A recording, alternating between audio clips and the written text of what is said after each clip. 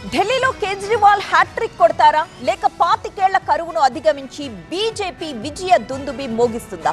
దేశమంతా ఆసక్తిని కలిగిస్తున్న ఢిల్లీ దంగల్లో అత్యంత కీలక ఘట్టం మొదలైపోయింది. 70 అసెంబ్లీ సీట్లున్న ఢిల్లీలో పోలింగ్ ప్రారంభమైంది. ఈ ఎన్నికల్లో ఈసారి దాదాపు 1,50,00,000 మంది తమ ఓటు హక్కు వినియోగించుకోబోతున్నారు. ఢిల్లీ వ్యాప్తంగా 13,766 పోలింగ్ సెంటర్స్ ఏర్పాటు చేసింది ఈసీ.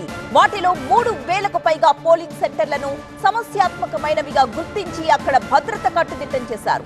డ్రోన్లు, సీసీ కెమెరాలతో నిఘాను పటిష్టం చేశారు.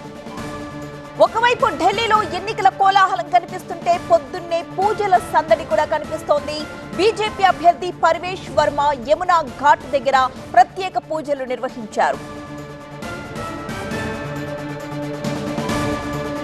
మరోవైపు బీజేపీ నేత మాజీ మంత్రి మనీష్ సిసోడియా కూడా పూజలు చేశారు. కల్కాజీలోని ఒక ఆలయంలో సిసోడియా పూజలు చేశారు.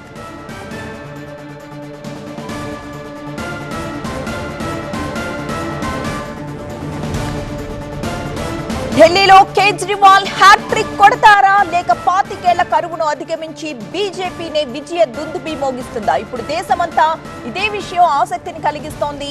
ఢిల్లీ దంగల్లో అత్యంత కీలకమైన ఘట్టం మొదలైంది. 70 అసెంబ్లీ సీట్లున్న ఢిల్లీలో పోలింగ్ ప్రారంభమైంది. ఈ ఎన్నికల్లో ఈసారి దాదాపు 1,50,00,000 మంది తమ ఓటు హక్కును వినియోగించుకోబోతున్నారు.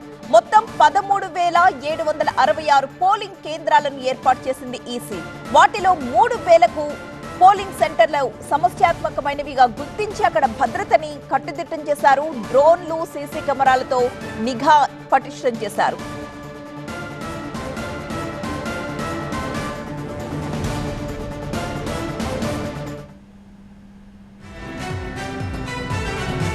ఢిల్లీలో పోలింగ్ ప్రారంభమైంది. ఒక్కొక్కరుగా పోలింగ్ కేంద్రానికి చేరుకుని వారి ఓటు హక్కును వినియోగించుకుంటూ ఉన్నారు. కేజ్రీవాల్ ఈసారి హ్యాట్రిక్ కొడతారా లేక 25 ఏళ్ల కరువును అధిగమించి బీజేపీనే విజయ దుందుబి మోగిస్తుందా అనేది దేశమంతా కూడా ఆసక్తిగా ఎదురు చూస్తోంది. 70 అసెంబ్లీ సీట్లున్న ఢిల్లీలో పోలింగ్ ప్రారంభమైంది. ఆ దృశ్యాలు మనం చూస్తున్నాం. అక్కడి నుంచి తాజా సమాచారం అందించడానికి మా ప్రతినిధి మహాత్మా లైవ్ లో సిద్ధంగా ఉన్నారు. మహాత్మా,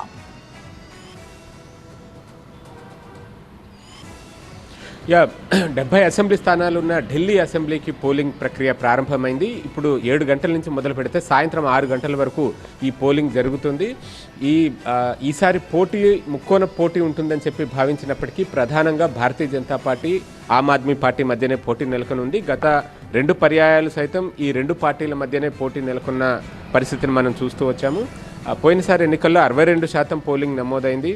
ఈసారి ఎంత పర్సెంటేజ్ నమోదవుతుంది అన్నది కూడా చూడాల్సి ఉంటుంది. కేంద్ర ఎన్నికల సంఘం అయితే సెలబ్రిటీల ద్వారా కూడా పెద్ద ఎత్తున ప్రచారం చేసి ప్రతి ఒక్కరూ పోలింగ్ ప్రక్రియలో భాగం కావాల్సిందిగా అందరినీ ఎంకరేజ్ చేసే ప్రయత్నం చేసింది. సాధారణంగా పట్టణ ప్రాంతాల్లో పోలింగ్ అన్నది తక్కువగా ఉంటుంది. కాకపోతే ఢిల్లీలో మిగతా పట్టణాలు, మిగతా అర్బన్ ఏరియాస్తో పోల్చుకుంటే ఇక్కడ మెరుగైన పోల్ పర్సెంటేజే నమోదవుతుందని చెప్పవచ్చు. ముఖ్యంగా అసెంబ్లీ ఎన్నికల సమయంలో లాస్ట్ టైం 62% నమోదైంది. అదేమీ తక్కువ కాదు.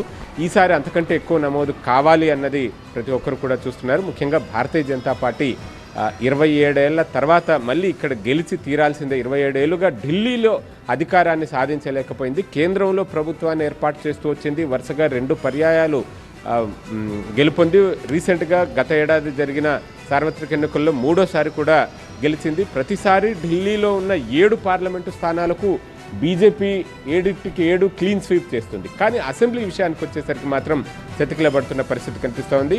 గత 2 పర్యాయాల్లో ఆమ్ ఆద్మీ పార్టీ 70 అసెంబ్లీ స్థానాలకు మొదటిసారి 2015లో 67 గెలుచుకోగా 2020లో 62 స్థానాలు గెలుచుకుంది. కానీ ఈసారి మాత్రం కొంత హోరాహోరీ ఫైట్ ఉన్న వాతావరణమే మనకు కనిపిస్తూ ఉంది. కాంగ్రెస్ సైతం తమ పూర్వ వైభవం కోసం ప్రయత్నాలు అయితే చేసింది. మొత్తం 70 అసెంబ్లీ స్థానాల్లో కాంగ్రెస్ పోటీ చేస్తుంది.